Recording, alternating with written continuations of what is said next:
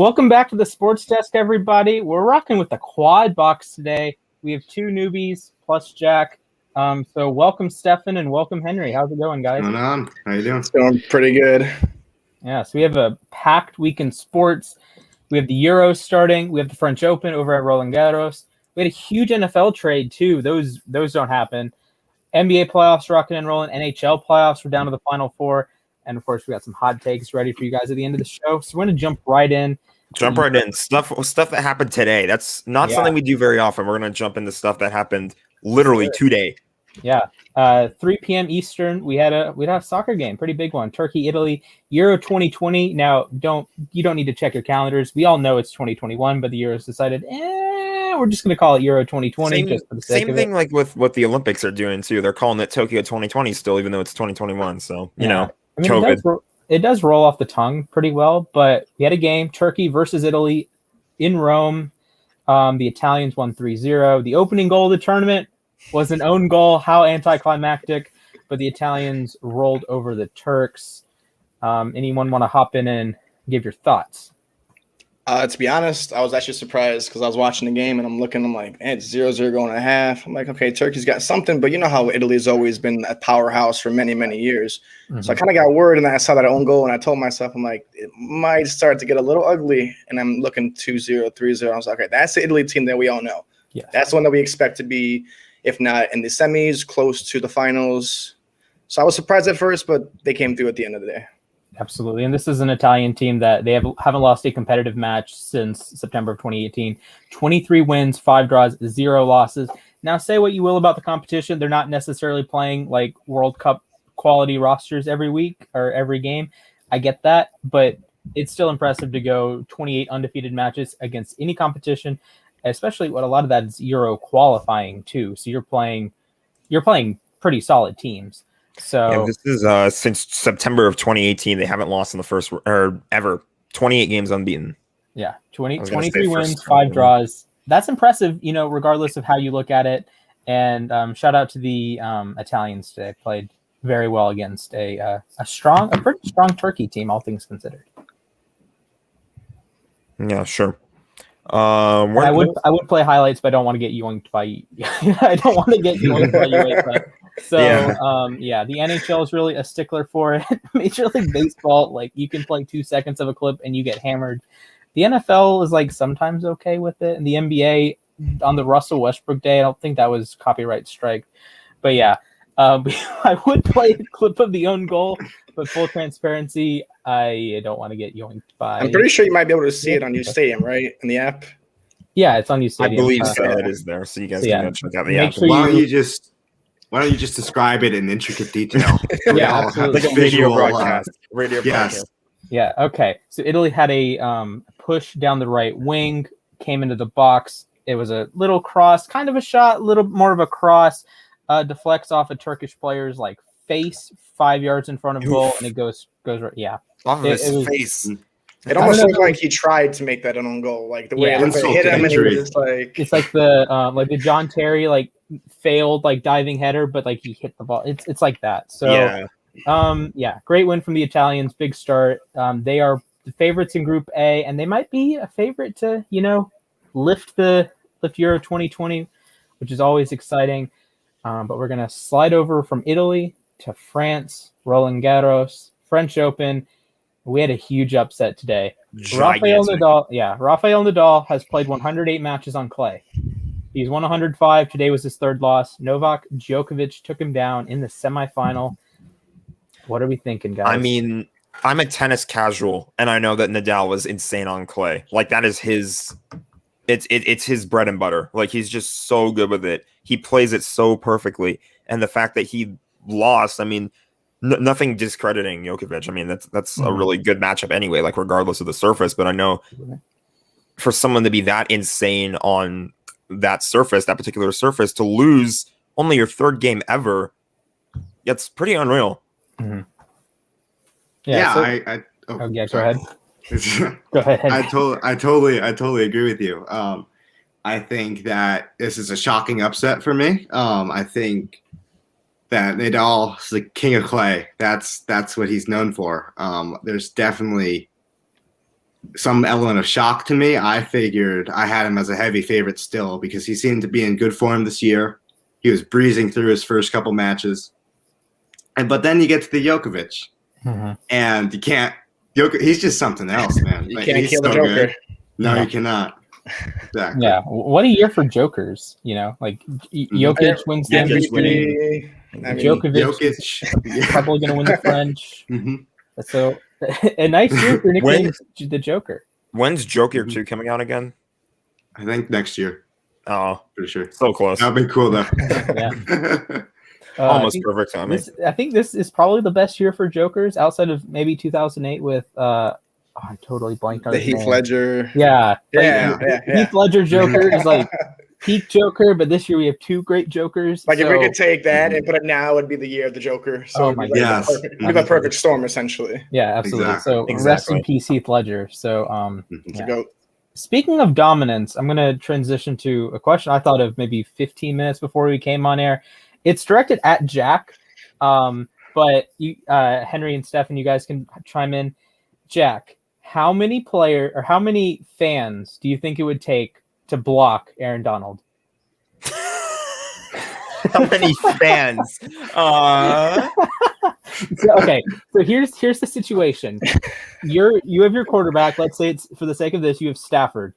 No one else is on the field. You have your offensive line consists of fans. You can have as many as you want, as many as you need to stop Aaron Donald. How many fans do you think you would need to keep Aaron Donald from sacking Matt Stafford? Like, just get maybe a pancake on Aaron Donald so Aaron Donald is on the ground. 32, one per team. I would say 64 at least, because I've seen this man blow past a center and still grab the quarterback, and I'm just like, is this man even human, or is he like the Terminator? I think he just never is still too low. He's ridiculous, and like it's not even biased too. Like Aaron Donald's ridiculous. The man trains with knives. That's the funniest thing to me. Mm-hmm. I mean, he's been consistent since he got drafted. He's not been really injured much, and every time you look at him, he's either defensive player of the year or he's borderline MVP almost. It's just like this guy is just not human at the end of the day. Absolutely. All right. Henry, how many guys do you think it takes to stop Aaron Donald? Well, it depends. Am I allowed to trade Matt Stafford? Get me some mobile guy. Get me Kyler Murray, and then I'll say Matthew Stafford's more mobile than Jared Goff. That's fair. That's true. But neither is Matt Stafford mobile. I mean, I'd say a solid round number 50. I think you can consolidate. There's 4 limbs. You put 50 doesn't go into 4. My math perfectly. Let's say 60 then. 15 fans on each limb. That could do it. Okay, that's funny. So the splash themed portion of the question: how many guys do you think it would? How many fans, like average Joes, do you think it would take to tackle Lamar Jackson? I'd say 5. Wait. It depends. Do they have to elude? Are they just like trying to bring him down? Do they have him in their grasp, or does he elude them? Think Oklahoma drill. Well, I guess Oklahoma drill doesn't give Lamar too much space to run. Think like a punt return. Yeah, I'm going 15. Okay. Yeah, I'll top that 15. 15, sure. Ever since seeing that Cincinnati play that year, that B button was just so nasty, and he's just leaving every Cincinnati Bengal broken ankles, ice in their ankles, and you can't really. I mean, if we're talking like a football field and he's got pads on and these fans have just cleats on and their basketball shorts and compressions, I would say 15. But if we're talking fans that have full pads and everything like that, at least 20 people, because this man is just dangerous with it. He's really good with running the ball. He's insane. It's just ridiculous how he's able to do it so much. So we're gonna transition into another. I got to witness that 5 times last year. 2019. Yes, you did. And I got how many touchdowns did he have? I think I've witnessed it 67-ish times. Ish. Around there. Then you added some rushing touchdowns. I did think it was funny that some Ravens fans were fighting back against the Bills, saying that Lamar has more passing touchdowns and fewer attempts. And then Josh Allen has more rushing touchdowns and fewer attempts. I just thought, it's like, who's the real running back here? I just think it's funny because the Bills just use Allen so much around the goal line, and Baltimore can just hand the ball off to Mark Ingram, Gus Edwards, etc. So anyways, we're going to move on to another dominant player. We talked about Nadal, we talked about Aaron Donald, we talked about Lamar Jackson. Now we're going to a guy just got traded, Mr. Julio Jones, in that two-tone Tennessee blue. What Is are that we like thinking? a 2 joke right there? A 2-tone? Two-lio. Yeah, we got Julio Jones. I'm not a big fan of him wearing number 2, but I do like him in Tennessee as the, I guess, number 2 option. To be I love fair, me some AJ Brown. To be fair, it was his decision. AJ Brown did offer him the number 11, and he declined it. So, it was his choice. But I think that this is gigantic for the Titans. I think that this, they could probably be an AFC Championship team at least if their defense holds up. Exactly. This is true. This is true. It's always been that defense. They've had good defensive players. It's always been like they need that one extra guy. Like Malcolm Butler was there, Logan Ryan was there. We had that. I mean, 2 years ago when we were talking about like how they had Bayard, they had Malcolm Butler, they had Logan Ryan, and then when they took on New England, we're like, this is a team that, that could probably go to a Super Bowl or even the AFC Championship game. But then, of course, now we're looking at a whole different defense, but an elite offense, if that. Absolutely. Yeah, true. I think one thing you have to look at with the Titans, I'm going to pull the curtain back on yesterday's show prep. We didn't end up having the show because I screwed up, but that's beside the point. Frankie was like, hey, Splash, tell me about the Titans defense. And it's 24th in scoring, 28th in total defense, worst third down defense in NFL history. Let me repeat that. Worst third down defense in NFL history. And I have been on air plenty of times and said the Titans are weird. Tennessee is weird. Titans are weird. However you want to put it. The defensive talent is better than a bottom 10 defense. I'm just going to be real there. Jeffrey Simmons is a baller. Rashaan Evans is theoretically good at football. Harold Landry is theoretically good at football. Bud Dupree is theoretically good at football. Like, the names are good. They would have, 80s in Madden. Bayard's awesome. But, at a certain point, why I don't understand why they can't play together. And you think, oh, well, Vrabel's a defensive coach. He's going to mesh everyone together. No, he doesn't. He was a bad DC when he was with Houston. I believe his last year in Houston, they were the 27th ranked defense, something like that. It's just kind of a train wreck. And yes, they kind of play up to their competition. They are incredible at doing so. You hold an all-time great Ravens offense to 12 points in the playoffs. That's easier said than done. You stop them 4 times on 4th down. That's easier said than done. So they have players that make these plays. Like Bayard has all these crazy interception totals, and Jeffrey Simmons knocks passes down and gets strip sacks and stuff like that. But the down-to-down consistency might be the worst in the NFL. We're talking Raiders bad. We're talking Lions bad. We're talking 11 Falcons bad. Oh my goodness. I genuinely hate watching the Tennessee defense because, take the Pittsburgh game. Pittsburgh converted their first 9 third downs. I don't care how bad you are defensively. I don't care if they're all 3rd and 1s. How? So I don't know how much Julio Jones moves the needle in Tennessee because we know they're going to have a good offense. We know you could probably lose AJ Brown and they'd still be a halfway decent offense just through Derrick Henry. Yeah, I mean, they had Corey Davis. Last year, and he put up pretty good numbers. And Derrick Henry put 2,000 yards. AJ Brown still doing things when he's injured. Yeah. So imagine you getting someone that's a step above Corey Davis. That's going to get you at least, I would say, give or take 7 to 1,000 yards easily because he's got the talent, he's got the skill, he's got the range. It just goes on Ryan Tannehill at the end of the day. Yeah, absolutely. I feel like with Ryan Tannehill, it's like you don't really have many excuses this year. You have 2 really, really, really good receivers. I would say great receivers. Yeah, elite's a good word. Yeah, you're talking. Okay, so 2 questions for you guys. First, where would you rank Tannehill? He's 12 on my quarterback rankings. Do you guys think he's top 10, top 15? What are you guys thinking? Tannehill. Haha.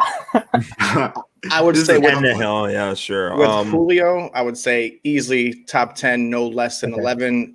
Because I feel like I can name 10 more quarterbacks that can do more than Ryan Tannehill. Not that he can't do much, but I just think when it comes to delivering the ball, consistency, and I mean, you got Derrick Henry. So, of course, his stats will be taken away because you got to give Derrick Henry the ball at least 300 times a season. Right. So he's looking to repeat. Exactly, but he might get 400 touches this year. Exactly. Ooh, that's scary. That's scary for everyone, but fantasy owners, I know that's music to their ears, And he's apparently getting more touches in the receiving game, which hopefully that's always been his I guess his weak side is like last year he stepped it up, but I think this year he could step it up even more because they're just getting him more and more involved. And with Julio and AJ Brown, you don't know what's going to happen. Absolutely. Feel free to jinx me if I do end up jinxing this, but hopefully this is assuming he does stay healthy. And Derrick Henry's never really had much of a huge injury history, so No. I'd say he's fine on that front. But yeah, assuming he does stay healthy, he should realistically put up numbers like that. Yeah, I mean, you're talking probably 2,000 yards again for Henry, especially in the 17th game. Especially adding Julio Jones, which is going to, like, to me, having Julio, it just opens up the play action like you've never seen. Like, you can either give it to Henry and call it a day and you get 10 yards average, or you get to Julio 15 yards, AJ Brown's on one ankle sometimes just going, catching it one-handed, you know? Just dragging specifically Ravens defensive back. I want to address this comment really quick by Avery Peters. He says Josh Reynolds is going to be the MVP of the Titans. Is Josh Reynolds actually on the Titans? I forgot about this completely. Yes, I think he's their wide receiver 3. I don't know why my brain remembers him going to Seattle, but that was Everett. I know Everett went to Seattle. I don't remember about Josh Reynolds though, but I know Josh Reynolds is a stud. Yeah, Avery's a big. I know he's a big Rams fan. So if you're saying it, he might be true. So. Yeah. Josh Reynolds is sure Josh Reynolds is a Titan. He is a stud. He is. I think he's going to do some pretty good things. Russell Gage of Falcons with Julio and Calvin Ridley, you know, I mean, some guy who's going to get anywhere from 40 to 60 catches. He can get anywhere from 600 to 700 yards. And honestly, if they mess around enough, he could get anywhere between a high end of touchdowns just because they're looking at Julio, looking at AJ Brown, and is Ferkser still on the Titans? I forgot. Yeah, Ferkser's still there. So they've got weapons, and he's been in the system for almost 3 years now. So that team is very dangerous on offense, but like you said, Splash, that defense is very, very suspect. Yeah, and they're not consistent. Your key acquisition is Bud Dupree, and like I get it. I have to deal with Steelers fans all the time, so I get it. He's a good player, but even Steelers fans are quick to say he's not the star. He's producing because of T.J. Watt. He's producing because of Cam Hayward, Stephon Tuitt. I mean, you're talking if you're saying your top 10 pass rushers in football. The Steelers might have 3 of them on their roster, and Bud Dupree just got a massive deal to go to Tennessee. And he's coming off a torn ACL. And is he like going to be your number one? Well, yes, he's going to be your number one, but how good of a number one can you be? And Tennessee's not a team. There's teams in the NFL that can go without a star number one. New England, I think Baltimore can go without a star number one. And outside of that, that's pretty much it. That I trust New England have a competent defense, even if they don't have a superstar pass rusher. I trust Baltimore have a good defense, even if they don't have a superstar pass rusher. Outside of that, you need something. You need either a bunch of guys that are good at football, or you need a star. Like Green Bay has Zadarius Smith, Chicago has Khalil Mack, Pittsburgh has 3 superstars. The list goes on. Niners have Bosa, Chargers have the other Bosa. Washington has like 17 guys that would be all pros if they were on their own team. But the Bama front. Yeah. But Tennessee's just like Bud Dupree. Well, see, Splash, when you're mentioning all these defenses with the New England, you know New England's always been systematically a good defense. They always got the depth. The Ravens always been a good defensive team. Now, the Titans have shown us lately they can be kind of good on defense, but it's not their strong. Exactly. That's like situation, but at the end of the day, they're still an offense-heavy team that can go, okay, you score on defense, we'll score right back on our offense. And we'll just play this game of going back and forth till one of us stops. Amen to that. You know, I think this is going to be something I should say for the hot take-o-meter, but I don't trust the Titans this year. I think they had a lackluster draft. I love their first 2 picks. Caleb Farley and Dylan Radiance will serve great. They'll be great additions to the team. But other than that, they had really a lackluster offseason, a lackluster draft. Ryan Tannehill can hold the team together. He can manage the game.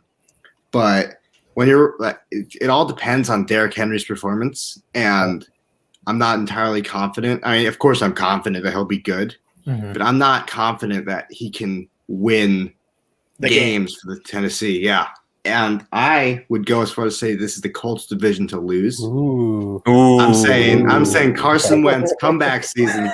Comeback season for Carson. Okay. So, give me a moment. Where would you put that on this bad boy? Oh, that it's the Colts division. Let me just Cayenne. Let me just say that I had $5 on Tennessee winning the division before they added Julio. Let me just throw that out there. Like I have my name attached to this in all the articles I wrote. Tennessee's going to win the division. I'm leaning. Indianapolis is really good. That's the problem. It's not a Titans are a vastly superior team. I think the Colts are much superior defensively, and I scrolled back to some Graham posts from the 2018 game. Oh, jeez. Yeah, that was fun. But I said the Colts at the time were better at every position than the Titans were. He clowned me and said the Titans were going to win by like 3 scores, and I said the Colts were going to win by 17. The Colts won by 16 because Vinatieri missed an extra point. But I don't think it's like that. I don't think one team's like vastly superior to the other. But I do trust. If I'm like ranking the units in terms of how much do I trust them, I trust the Titans offense, then the Colts defense, then the Colts offense, then the Titans defense. Is that fair? I agree with that. Sure. Yeah. So I think I'm around the middle, maybe Scotch Bonnet. I don't think it's like the Colts division to lose. I think Tennessee is a better team though. Yeah. They definitely make for a good game, so I'll tell you that. They're playing twice a year. Good. Amen to that. And as long as Andrew Luck's not there, the Titans have a chance. Well, the hot take meter will come back later, but in the meantime, I think it's a good time to move on to some hockey playoffs. Yes, so we'll go ahead and throw this fantastic playoff grid up that was made by Henry. So shout out to Henry for that.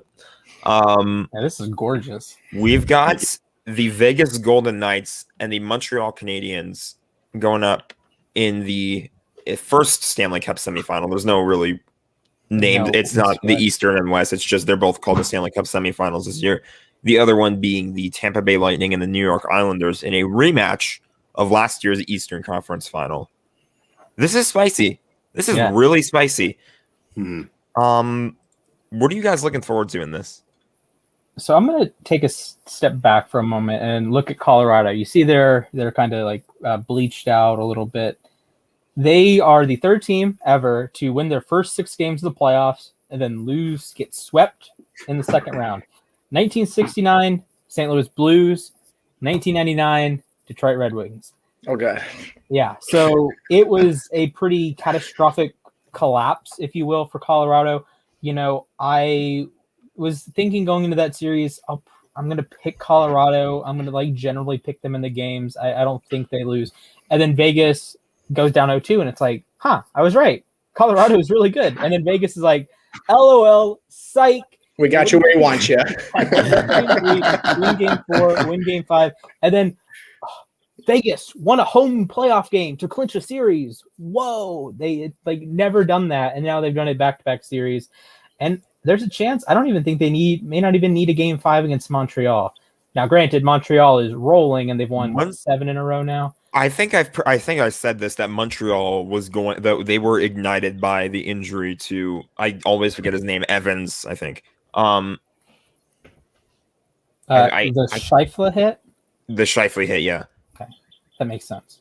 Yeah. Yeah. That was an ugly hit. That was a disgusting hit by Scheifele. It was, and we would show it, but we don't want to get demonetized. We don't want to get demonetized. And it was also a pretty gnarly hit anyway, so we don't really want to show it that much. I mean, he wasn't like, dislocated or anything. It was just a really, really rough and dirty hit.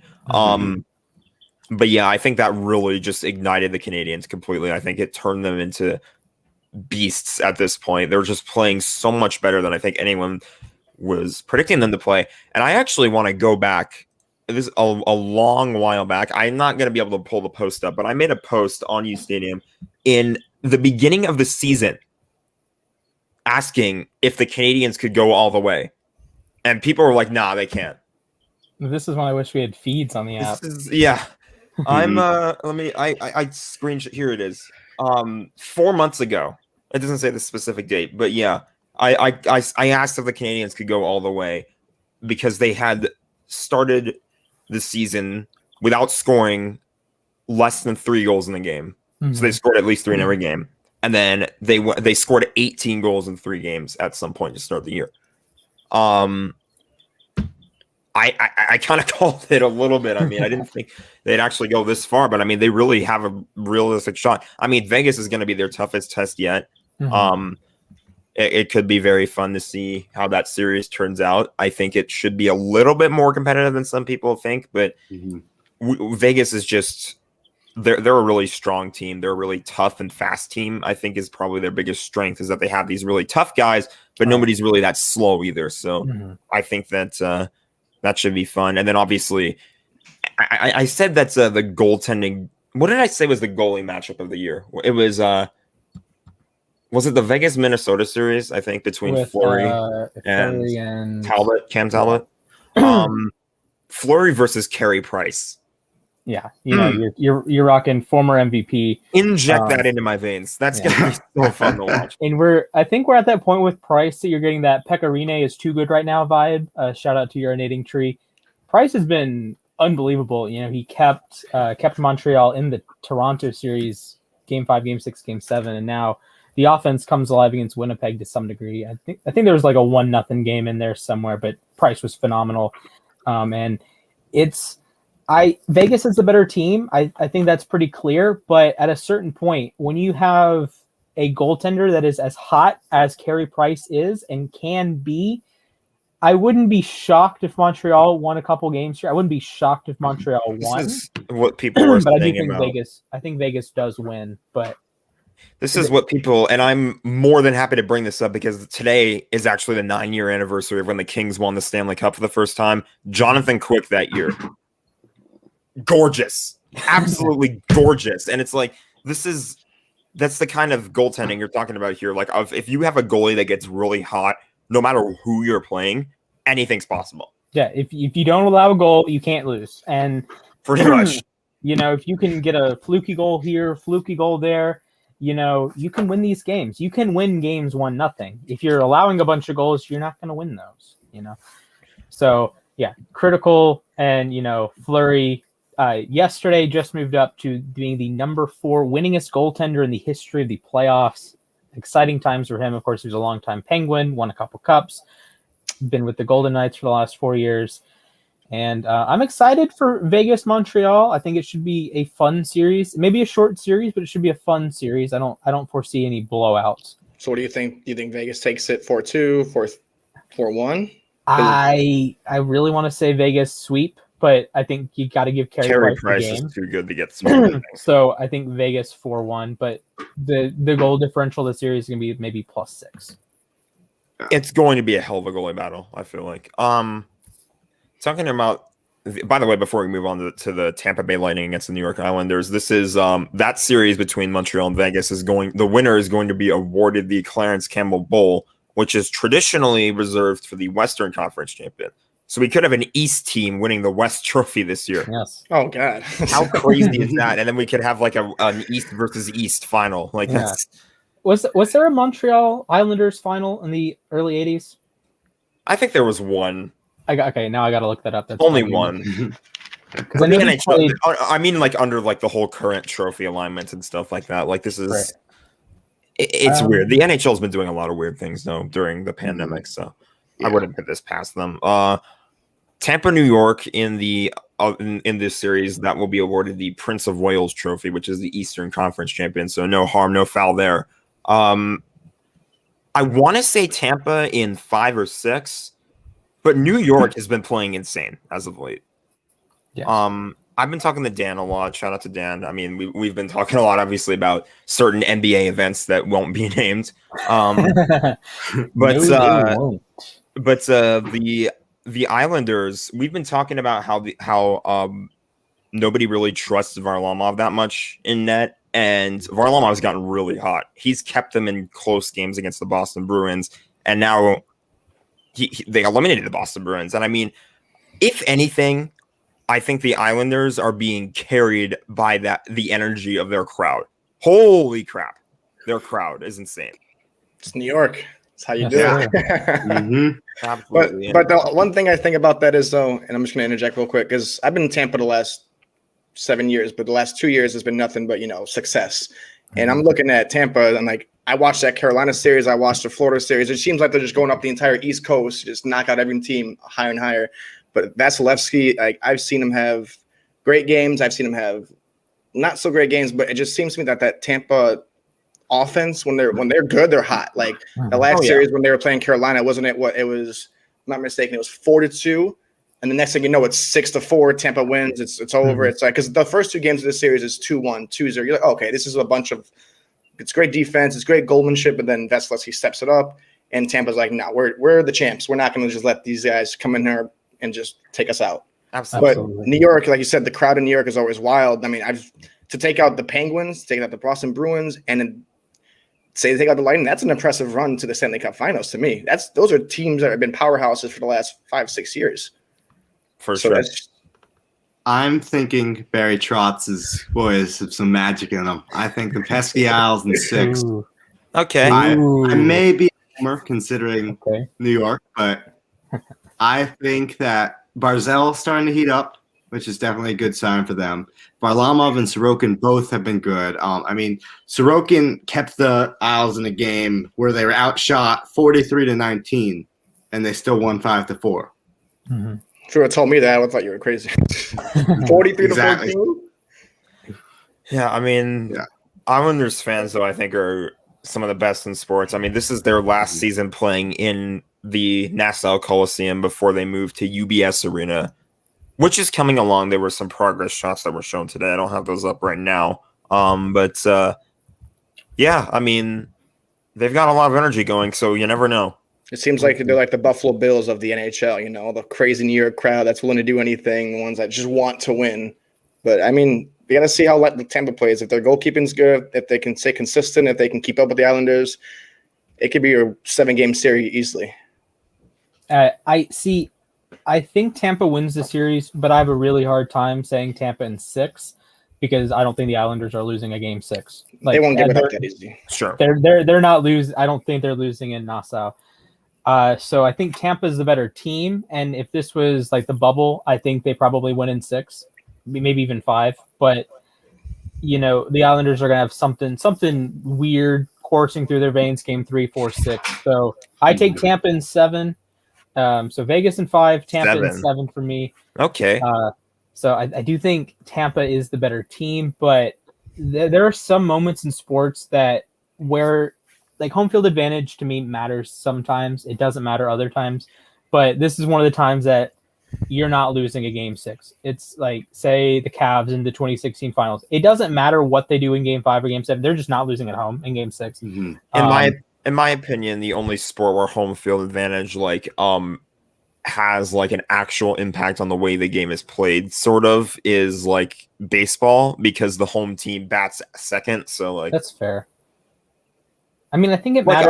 Obviously, I've said before that crowd matters, and it certainly does in sports like hockey or football for sure. But like, it certainly matters in Denver because, like, I think fundamentally playing in Denver, like, changes biologically changes you. Yeah, so you're talking like the Broncos train up there. The Avs train up there. The Nuggets train up there.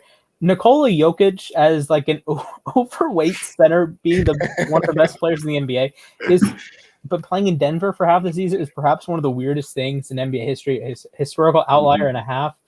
And then like the Rockies, of course, have an incredible, I wouldn't say home field advantage because their pitchers suck, but you're going to score just a ton of runs up the course. So I do think home ice is the one that doesn't matter as much as the other sports, just because hockey is kind of, I don't want to say fluky, but you can win a game 1-0. You're not going to win an NBA game 2-0. You're not going to win a football game 7-0.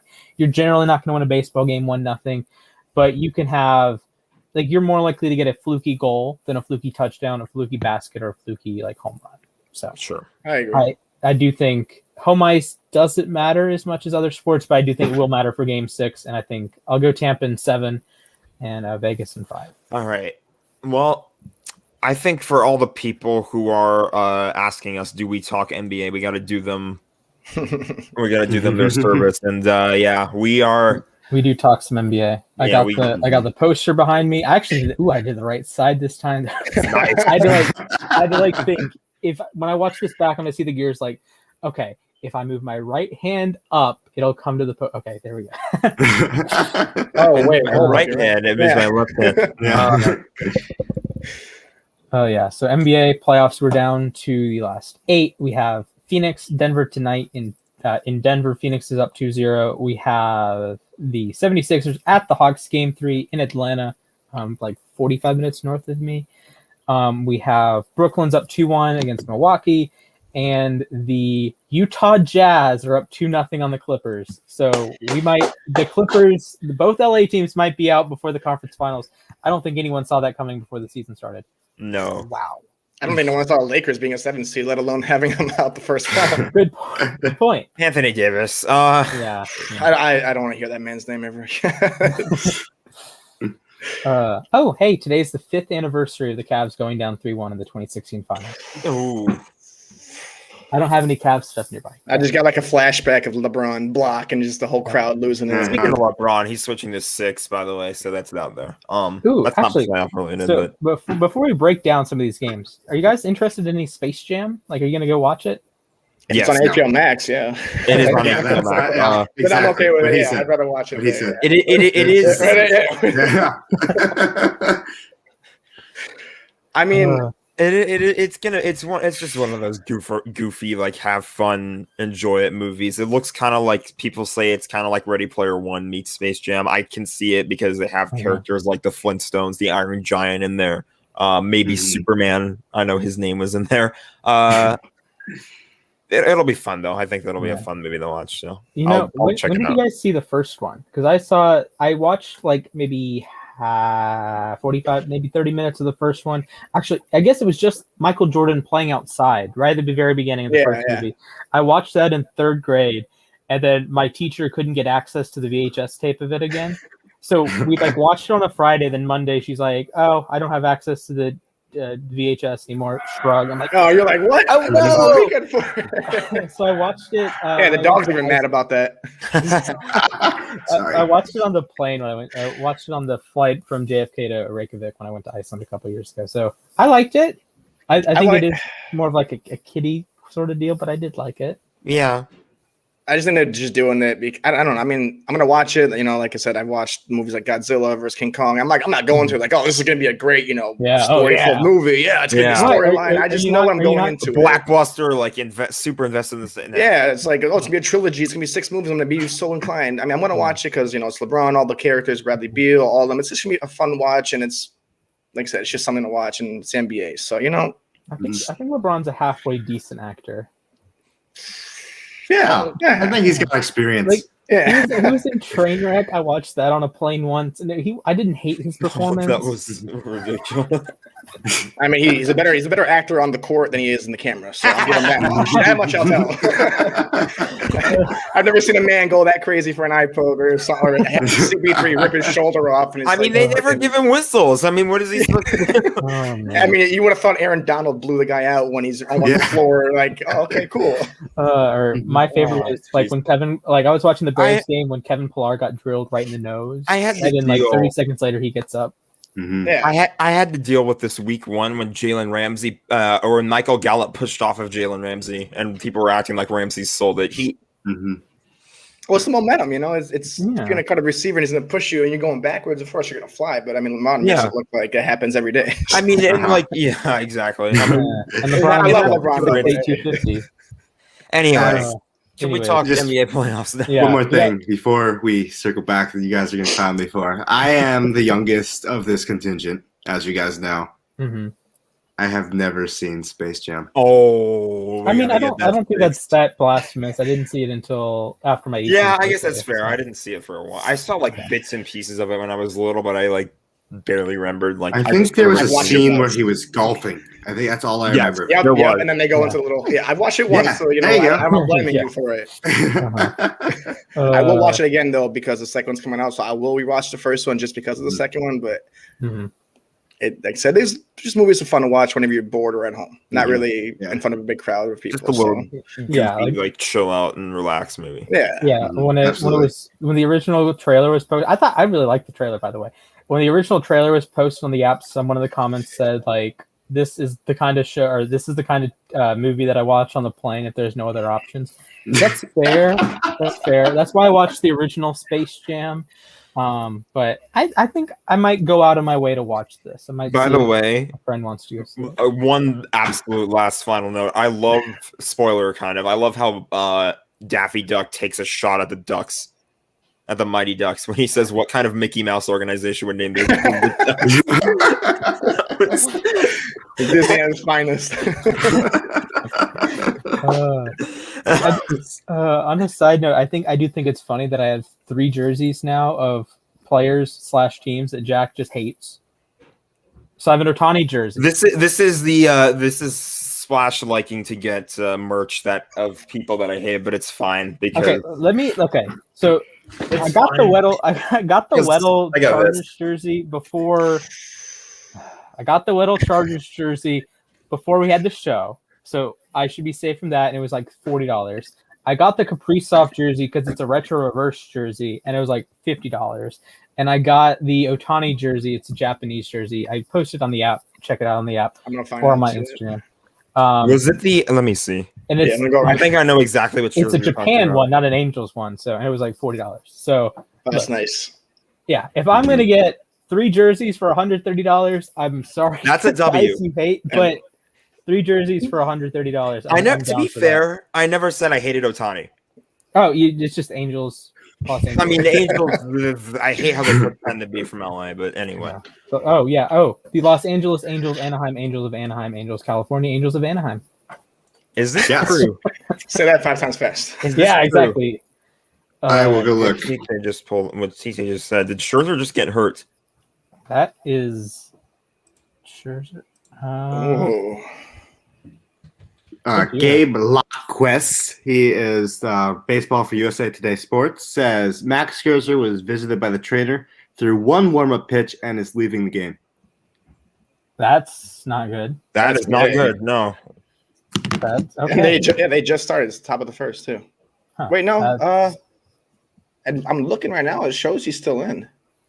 Huh. Twitter saying he's coming out of the game. That's rough. Can you just stole a base? Go Braves. Oh wow. Yeah, there you go. Out of the game after 12 pitches. Okay, well that's not a great note, but hope Scherzer comes back. Yeah, I mean that's a big loss if he's out for a while. I mean, I don't think you never know, but I guess I don't think the Nationals are like contenders this year. I know 2 years ago they had this crazy run, June, July, August, September, October. I get it, but this year I was talking to my grandmother. She's a huge Nationals fan about this the other day, that they had 5 superstars in 2019, Soto, Trey, Strasburg, Scherzer, Corbin, that had an inordinate amount of production. They currently have 3 of those guys remotely competent. Strasburg's hurt. Corbin sucks. If Scherzer's hurt, you're not really doing much. Like, go through the Nationals lineup. Who scares you besides Soto and Trey? No one. Like, Josh Bell? Are you kidding? Like, what? Starlin Castro? What? Like, I went to the Braves Nationals game last week, right? And I was looking in the dugout. There are legitimately like no name guys. Like, I know quite a bit about baseball, and like I have no idea who half the guys are. It's like, okay, this is not good. Mm-hmm. So, rest in peace, the 2021 Nationals, I guess. Supposedly. All right. I think it's time we break out the hot take-o-meter. Yes. I was about to dig it down. Okay. Hey, you got it up right here. Yeah. Okay. Here we are. We are hot take-o-meter. We're back 2 weeks removed because episode 20, it was only me, so we know hot take-o-meter. Episode 21, I just forgot. We just didn't do it. We just spun a wheel and talked about playoffs. But all right, here we go. So Chef Squill says no such thing as a boneless wing. It's a chicken tender. No. No. It's a miniature chicken tender. Absolutely not. Absolutely not. No. I think I just pressed the sugar now. A boneless wing is spicy. Chicken tenders, unless they're at Wendy's, are not spicy. I don't understand what he means by no such thing. Like, it clearly exists. Okay, I think. Okay, I've known Will for a while. I think it shouldn't count as a wing if it's boneless. I think that's what he's getting at. That if it's boneless, it should be called a chicken finger, just a wing, chicken wing, or something, or chicken tender, something, but not a wing. So I understand where he's coming from, but I will admit that I order boneless wings more than bone-in wings. So they're so much easier to eat. They're so much less messy. It's Amen great. To that. Amen to that. Like you have to like poke your finger through the bone. Yeah, exactly. You have to get your hands so dirty for for bone-in wings, and for like boneless wings, you can eat with chopsticks, you can eat with fork, you can eat with like 2 fingers as opposed to like a whole hand ordeal. Like I don't like if this is a chicken wing, you have to like it's like eating an ear of corn. Mm-hmm. Exactly. It's like so much. It's all over the place. I'll rock with my boneless wings. So yes, as will I. This is why I say, because of all the mess, my take is boneless wings and in you general. Get more meat too. Yeah, bottom tier tailgate food is a chicken wing. Ooh, okay. You make a mess. You don't have napkins. You don't have a sink access because you're outside. Good point. So I think you do probably have napkins. But no, the wet naps don't even do justice because you put one on one finger and it's ripped. I'm like, all right, get that. So now you got 6 wet naps for like 3 wings, and I look like a freaking exactly. Then you're just wasting materials at that point. So, exactly. Will, I'm gonna have to just disagree with you like that. I do love me some boneless wings. All right, so this is from Jared Holaska. Julio Jones won't play good for the Titans. He will have less than 600 yards. Ooh. Ghost Pepper. Is he going to get injured? From this, it doesn't sound like it. The only way he gets under 1,000 yards is if he gets injured. That's my prediction. Okay, I think there's a chance he doesn't get to 1,000. I think there's a chance he doesn't get to 1,000. I think it would require him missing a couple games, but there's still going to be a run-first team. I do think A.J. Brown is going to be the lead target guy. Sure. So I'm going to draw the analogy to like Anquan Boldin when he was on the Ravens. He didn't have 1,000 yards, but he was like in the playoff games. He was the guy. The guy, yeah. You know, when it mattered, he was the guy. You know, just ask New England. Yeah, he scored 2 touchdowns in the New England game. I don't remember his career high in touchdowns in a season, but he was like red zone. You got it. And I know Julio is like afraid of the end zone. At least he was in Atlanta, but he's never had a receiver as good. As much as I love Calvin Ridley and as much as I loved Roddy White, he's never had a receiver quite like A.J. Brown. And I think A.J. Brown is going to be your between the 20s guy. In terms of the passing game, of course, Derrick Henry's still there. So when you're forced to pass, so 20 to 20, I think it's going to be A.J. Brown, Yak, creating yards, like Deebo Samuel, like the LA guys. And then Julio Jones in the red zone. Get ready. I think he's going to catch 10 touchdowns. So, I think Julio's a 10 to 12 touchdown guy this year. Yeah. There's no way he gets less than 600 yards. He's going to get more. He's going to get like 600 yards in like 2 games, I feel like. He'll get like that would be not 2 games. What am I thinking? More like hey, he does have a 300-yard game in his career, so I remember that day. Never forget that. I'd say maybe he has like 4. Like he has 400-yard games in a row or something like that. It's possible, I feel like. But well, they're saying that because I've been looking around. They're saying Ryan Tannehill is going to go for what? They're saying 330 when it comes to pass completions, 4,000 yards, 31 touchdowns, and Julio's 72, 10, 49, and 5. I really think he gave Corey Davis, I'm not correct, 1,000-yard season, right? Yeah, it was like 960 and he missed week 17. So I think if he might not get over, say, 80, 90 catches, but the catches that he does are going to be deep bombs. Like Ryan Tannehill's going to let it rip because he's got 2 of the best receivers. So I think if a healthy Julio, a healthy Tannehill, a consistent offense, if they can keep it up, they're going to both be over 1,000 if they can stay consistent. I think that's fair. And then I do think I think AJ is going to outproduce him in terms of catches and yards, but Julio is going to catch 10 touchdowns. Of course. Yeah. Which is something that I've dealt with enough Steelers fans. I've had enough wide receiver, like top 5 wide receiver debates on the U. Like I'm old in terms of like U Stadium years. I'm older than you guys, but 2016, 2017 offseason, every single day we said who are the top 5 receivers in football. I kid you, I kid you not. We had the same conversation every single day. That must have been a fun little debate. Just every day. It's awesome because the Ravens, as far as I can remember, I've never had a guy that you would consider a top 10 receiver. So it's like, I don't get to talk about my players. And we never have like top 5 guards debate. Marshall Yonda. Yeah, exactly. I'd be like, pound the table for Yonda. Yeah, but at least see the one thing you guys can say is you don't have the receivers, but you got the running. You got the game, run game, the defense, and for years, I mean, if it was Anquan Bolden, it was and tight end production too. Torrey Smith, yeah. Oh, man, Mark Andrews, Dennis Pitta, like they've had players that can step up. They've had the Anquan Boldens, and it's just Harbaugh just knows how to run that team without having to satisfy everyone else. Like, oh, I need this guy 1,000 yards, I need this guy 100 catches. Just no, let me do what I have to do. I'm a champion. I won a Super Bowl. I know how to win, and just let it flow. You know, I've learned to just not draft Ravens in fantasy outside of Tucker and outside of the defense. Well, I guess Lamar is the exception, but we are the complete opposite. I'm such a homer in fantasy. Yeah, like if I don't have both Cup and Woods, I'm losing my mind.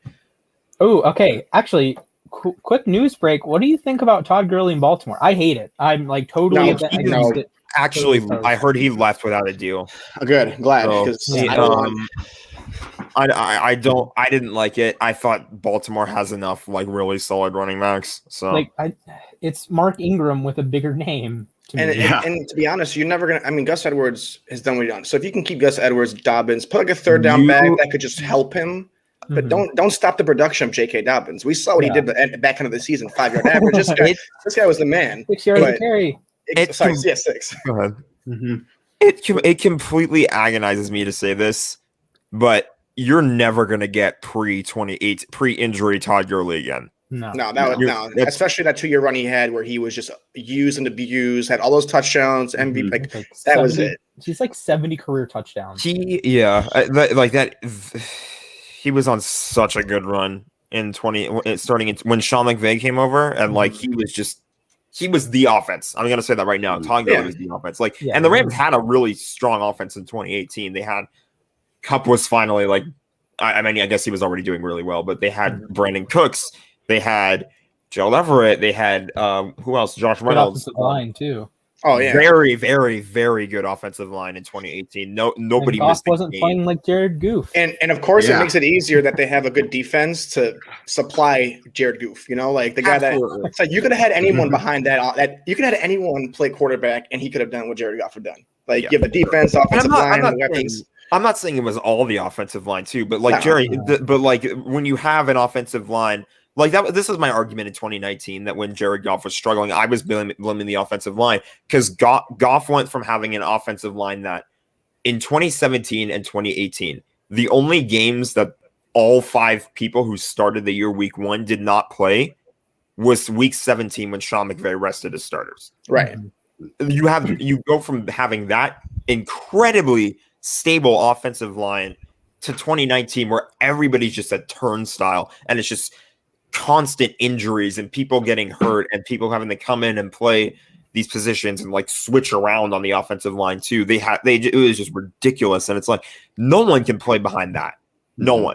But I think to your point, I think they took that, I guess, 1 to 2 year hiatus after that Super Bowl run that they had against the New England. They lost. I think after that, Sean McVay was like, all right, I need something better than this. Sure. Well, I'll get Stafford. You know, you have Cam Akers was a beast. Awesome. Yeah, the defense is still good. You got to build the offensive line. I think this will be the year they bounce back to what they were supposed to be a few years ago. Yeah. And especially with Stafford at quarterback, I lived in Detroit. I watched the Megatron years. I watched the after Megatron years, the Marvin Jones years. This guy can deliver a deep ball. If Robert Woods, Kupp, all that can play consistently, this team will be easily, I think, a hot take, 12-win team and could go to the NFC Championship game if they can stay healthy and consistent. I don't think it's a hot take. I have the Rams at 12-5 as my prediction, so yeah, I'm with you there. It's so weird to say that though, 12-5, not 12-4. Yeah, not 12-4. Yeah. Oh, jeez. So never. Am I right? Yeah, I'm gonna jump over to a comment question. Sorry for your face there, Stefan, but you're good. Gurley had one of the shortest primes ever. Sucked to see him get ruined by injuries. I'm going to compare him to Terrell Davis. How many more seasons do you think Gurley would have needed as like MVP caliber back to be in the Hall of Fame? Because Davis played 7 years. I think if the Rams win that Super Bowl and Todd Gurley's playing at full form, I think maybe 2. Okay. Yeah, I agree. I think that's fair. I think that CJ Anderson like that backup. That hurt us. That like tarnished him in a way because it's like didn't they say he was healthy? He was like, they told us like, okay, Gurley's gonna play. They played him, and then that was it. It's like, okay, we knew this was gonna happen. Anderson was fantastic against what Oh my God, absolutely. Like both CJ Anderson and Todd Gurley both ate against the Cowboys that year. They both had at least 100 yards. Like that was ridiculous what they had going. And that goes to prove that they can have any running back behind that line that year and they could produce well. Absolutely. It's the 49ers method of success. Like I don't think Raheem Mostert is like, no disrespect to Raj. I'll talk to you tomorrow. No disrespect to Raheem Mostert. Please diss Raheem Mostert. I have no sympathy for that guy. Like Mostert is a good football player, but he's not. I wouldn't say he's a top 10 back. I think Trey Sermon could be a top 10 back. I think he has the talent to be. I think he's a fundamentally more talented player than Raheem Mostert. And if you look at Mostert, he reminds me a lot of like what Philip Lindsay did with Denver. Like it's the kind of thing that he's going to outproduce what the offensive line does because he's fast enough to get through the hole without being touched. So if you look at the data, the PFF had a really nice read up on this, that there's guys, say Derrick Henry, that are really good after contact. There's guys, Jamal Charles, Philip Lindsay, and I think Raheem Mostert, that just don't allow contact to happen because they're so fast. So while that's valuable, I think a guy like Trey Sermon, who was a bell cow at Oklahoma and Austin, was great at Ohio State. I think Trey Sermon is kind of a little cheat code in a way for San Francisco because I don't think Mostert is good enough to be like an all-world caliber. He can't be a workhorse because it's like every time he's like I watch him that 60-yard touchdown against the Jets last year, and then what happened? He's gone for like 6 weeks. Yeah, and then Jeff Wilson comes up and he's gone for like 2 weeks, and you're just like, what's going on? These guys have the potential, but it's the MetLife disease, right? Yeah, we know and love it here. Yeah, and I guess it happens to us. It always happens to them. Let's stay away from MetLife. They moved the MetLife turf down to Santa Clara because they've had 2 ACL injuries already. Yep. Like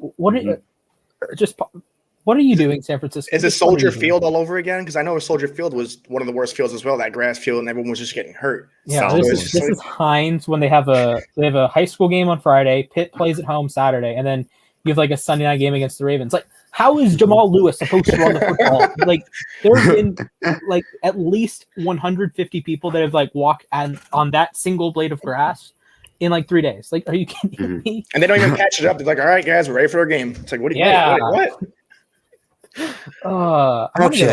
I kind of want to go to Heinz this year. Anyways, let's jump back to the hot takes. This is from Chase Dib. Leafs should trade Matthews, Tavares, and Marner and gut the entire front office. Full rebuild. Pepper X. I think the Leafs don't need to rebuild, or they don't need to trade away Matthews and Austin Matthews. Come on, like they don't need to trade him away. They don't. I don't think they need to trade Jack Campbell. I think Jack Campbell's fantastic. I don't think they need to trade. I don't know why I'm blanking on. I was blanking on Tavares' name, but they don't need to trade him.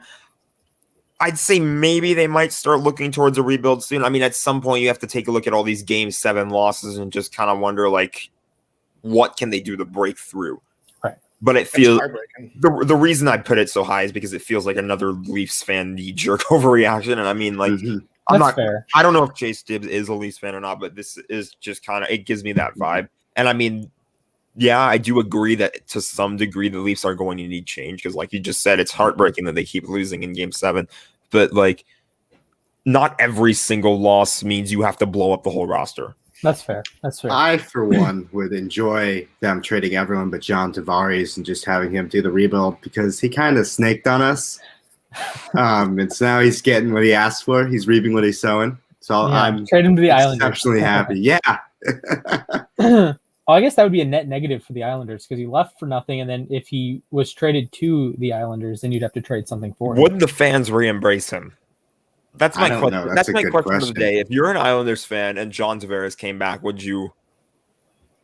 Don't just say no as like an overreaction because you're pissed about him being a snake. Like what? Like be realistic. It's the business at the end of the day. He has to do what he has to do. I'd say if he goes on like a 5-game tear in which he scores like 8 goals, I'll like him again. but I think he's got to earn back my love. Yeah. He's got to earn it back. Like, I think that'd be me if Jared Goff ever comes back to the Rams. It's like you got to earn it back, buddy. Do you really want him back? No. We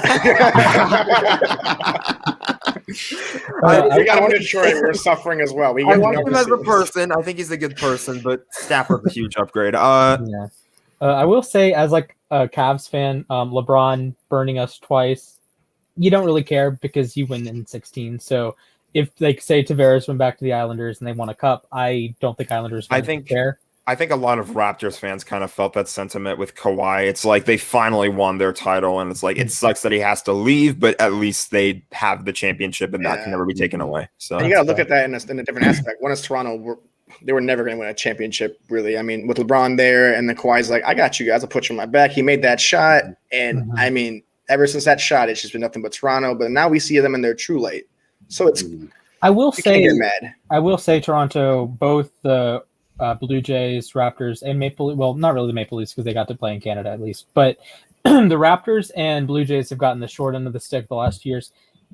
The Blue Jays haven't played a home game since 2019. The closest thing they've had to a home game since 2019 was when they went to their minor league team's stadium in Buffalo, and they got fans there. Yeah, and like the Raptors haven't played a game in Toronto since March of 2020. Like I think if you had normal home games in Canada, the Blue Jays are better and the Raptors don't suck this year. Because you look at what happened in the bubble, and I think what really happened in my eyes was Pascal Siakam forgot how to play basketball. And I don't think that happens if he's playing home games in Toronto. I don't think that's happening if you play 41 games at the Air Canada Center up in Toronto. It's not happening. Now, it might happen when you're playing 41 game or 36 games away from everybody in Tampa, Orlando. Yeah, Tampa. But like Siakam, I know he was very close to his brother, right? So in the bubble, he couldn't be with his brother because it was only like in the early rounds of the playoffs, it was only essential personnel. Later in the playoffs, I think you could bring family in. I think in like the last 2 rounds or something, you were allowed to bring family members. Siakam was just detached from everyone. He's a guy that is from, I think, Cameroon, and he was found in a Lukemba Mute camp, and then went to New Mexico State, and then lives in Canada. And you have these people that he wants to be close with, but he couldn't be physically close with his brother, his best friend, and everything tanked for him. And if he's the best player on a playoff team, most teams can't withstand their best player like just sucking, or mentally not being there, like mentally checked out. Then it's just you can't do it. Yeah, if he's playing at 80%, but he's totally checked out mentally, there's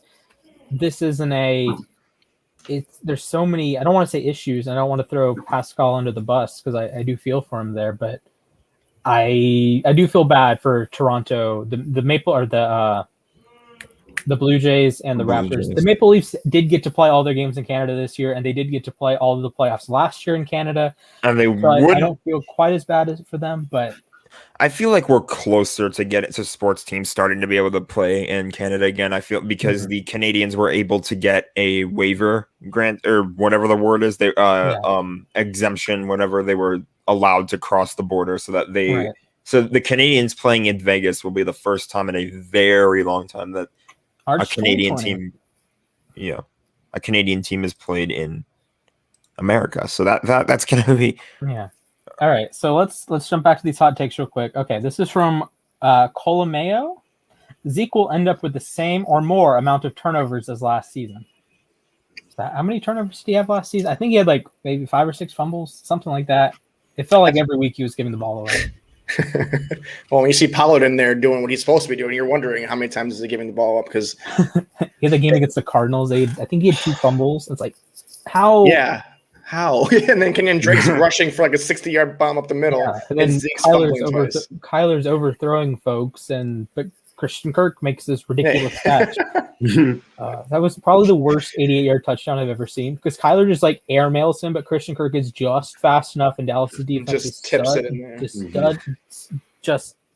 Just bad enough that Kirk can like full extension catch the ball and scamper like 60 more yards. So, I think for that, I honestly don't think so. I don't think he should get as many touches. We were going to do the top 10 running backs yesterday.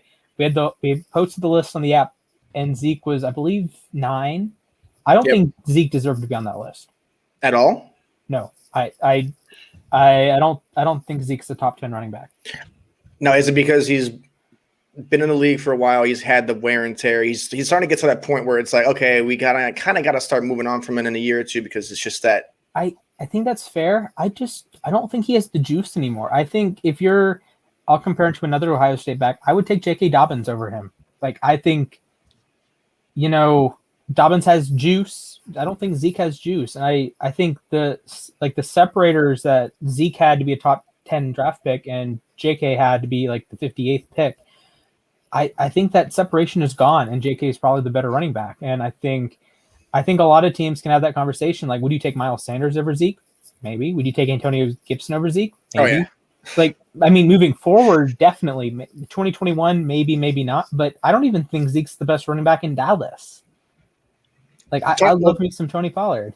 I was about to say, Tony Pollard proved that if he was given the rock, he could tote the rock. But can he be a 17 game back now? Now, I think if he can't, then Zeke and him should and could coexist. That's fair. Then that just moves Zeke down from, say, that top 10 pick, because now I see where you're coming from, and to at least a mid-second. If you're talking late or early third, then yes. But it's just, I don't know what Pollard's going to do. I don't know what they have their scheme-wise. Dak's back, and we saw what the Dak-less Cowboys were like.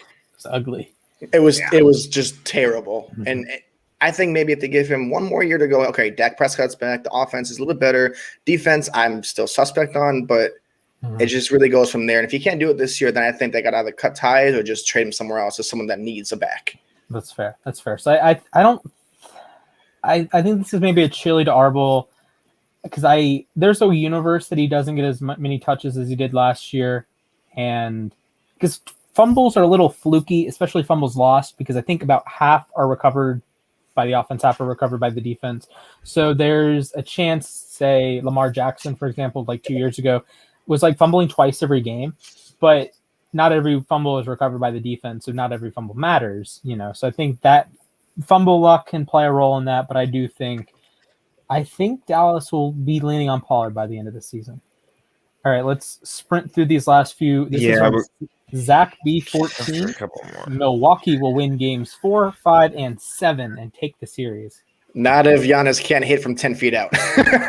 Yeah. There you go. Yeah, I don't think it happens. I think Brooklyn's just too good. Yesterday's game was so weird. 169 total points, and these are two of the best offenses ever, let alone just now. And the over-under was over 220 something. And I'm looking at the game. I'm like, 32-11 in the first quarter. I'm like, okay, it's a slow start. They're going to get it up going. It was 76-76 with 3 minutes to go. And I thought, 3 minutes to go in the third quarter. And they almost messed around and still won that game with Durant 3. Yeah, okay. This is from Tyler White. Mac Jones starts week 1. No, not going to happen. Tabasco. I think it really depends on what they see between him and Cam. And they got to see a little more out of him, I feel like, because Cam did get hurt in practice. It was nothing but a scare for Cam, which it was a minor hand injury. It's not really going to keep him out for that long. But I think the fact that the Patriots got a little bit of an extra look at Mac Jones because of that, who knows? I think the potential's there more than it would have been. I think there's a chance.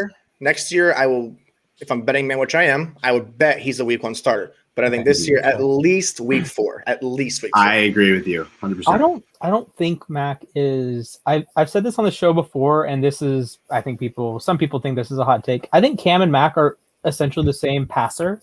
Like, obviously, Cam brings something different in the running game, but you are going to have the fundamentally same offense. Essentially, well, okay. So think you have, say, 100 plays installed. I think 95 of those plays you can run with both, and then you're going to have like 5. I think the New England-Seattle game, you're going to have the Cam Newton quarterback power. Mac Jones is not running quarterback power in the NFL. Yeah, no so way. If you take those 5 plays out, Mac Jones can run the other 95 exactly like Cam does. So I think Cam starts most of, if not all of 2021, and then you move off Cam, start Mac beginning of 2022. So I think that's why they got him for a 1 year deal. It's like teach him, all right, and then get out. We got Mac Jones. Pretty much. I think it's a solid, like, because Cam is so. I've said this before, that Cam is one of the smartest players in the NFL. Like, he is, to me, on that Brady, Peyton, Breeze echelon of brain. And that's a huge reason why he went number 1 overall, to me at least. So if there's a guy you're learning from, Cam is one of the guys that you're banging the table. It's like Kyle Trask is probably like so happy that he gets to learn from Brady. I think Mac is over the moon because he gets to learn from Cam. Because I think Cam, from like a football mind perspective, I can't think of many guys that are smarter than Cam. Smart wise, yeah, zipping the ball, I think, is a shoulder injury. That's the only thing that's going to hold him back, is that zip, and that's why I think that Belichick looks at Mac like maybe later in the season, and then we'll see where that goes. Yeah, I think if you're looking at Cam, I'm seeing late 2014 Peyton Manning, like the arms really not there, but brains all there. That's how they want it, though. Yeah, that's true. All right, moving to the AFC West. This is from Blade PT. Brian Edwards, best fantasy receiver on his team. I don't know. On the Raiders. Remind me who Brian Edwards is. He was a 3rd-round pick out of South Carolina last year by. Oh, right.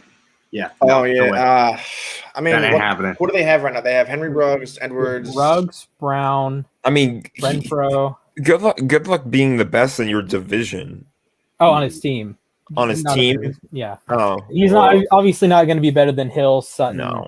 If they don't take anyone, then I think, because if Ruggs doesn't do what he's supposed to do, or even if Ruggs has a mediocre year, you gotta fall on Renfro or Edwards. Someone's got to catch those 40, 50 balls that are just sitting there. Right. And then Waller's there, of course. Isn't he a tight end though? Well, yes. / receiver. I don't know.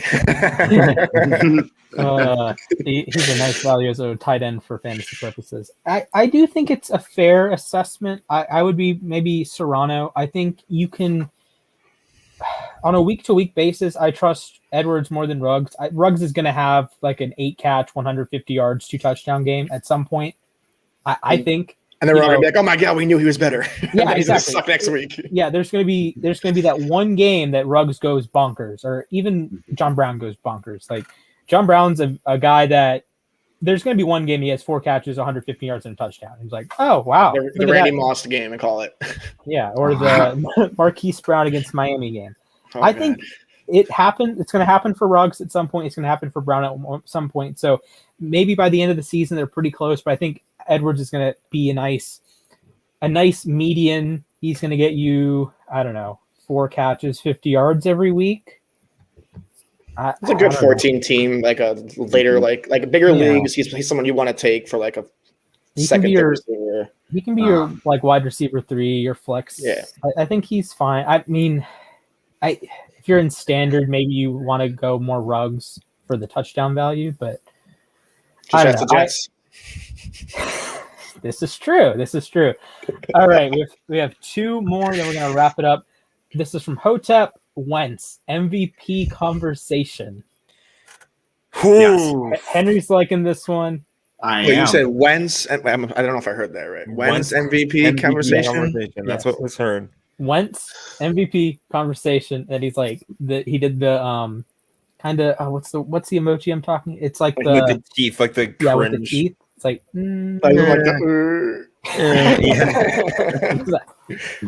he definitely could. Like Carson Wentz, like he's been there before, and they're giving him everything. They have Jonathan Taylor, Mac Jones, or Mac Jones. You got me, Marlon Mack, Jonathan Taylor. You have that offensive line. The defense is still, you got Leonard, you got Pittman. Defense, Pittman, you got tight ends, receivers. But it's just up to him to deliver the ball and stay healthy. Because it wasn't like they had a bad offensive line in Philly or bad receivers. Injured. Yeah, and Alshon Jeffrey couldn't hang on to the ball. Mm-hmm. So at the end of the day, it's good. Oh, sorry, thank you.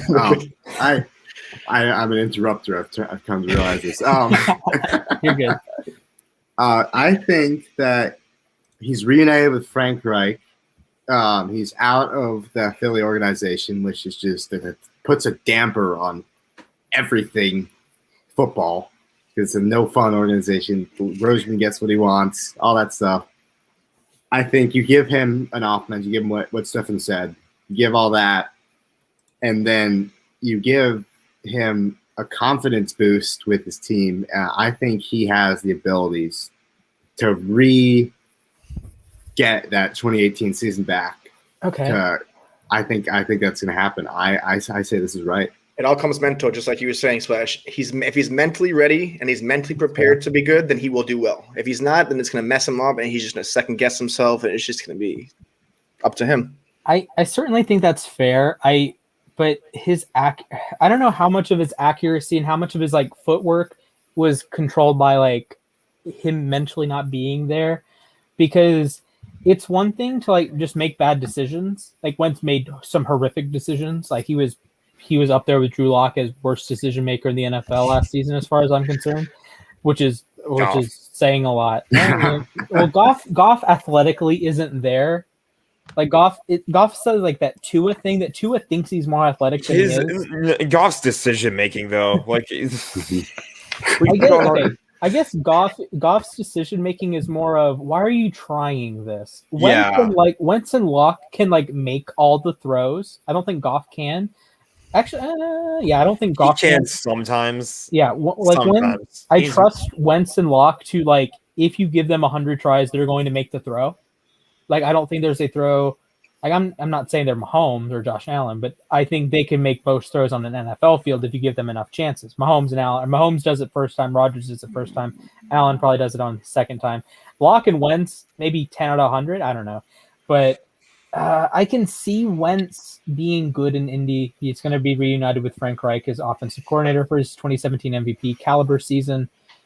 But just the degradation of his mechanics, his footwork, his just everything. But if you chopped off his head and had shoulders down, that was a bad quarterback. Like the brain was like in Drew Lock world, but the shoulders down was a bad quarterback. Even if you're Peyton Manning, Tom Brady, Cam Newton, Drew Brees, tuned in to everything, up shoulders down was a bad quarterback, and I don't think you can survive on that. And I'm going to need to see week 1. Does he know how to play quarterback again? Because last year he didn't show that he could play quarterback. Sure. So, all right, we have our last hot take. We're jumping back on the Zeke train. This is from God Alex. Zeke is closer to being a bottom 10 running back than a top 10 running back.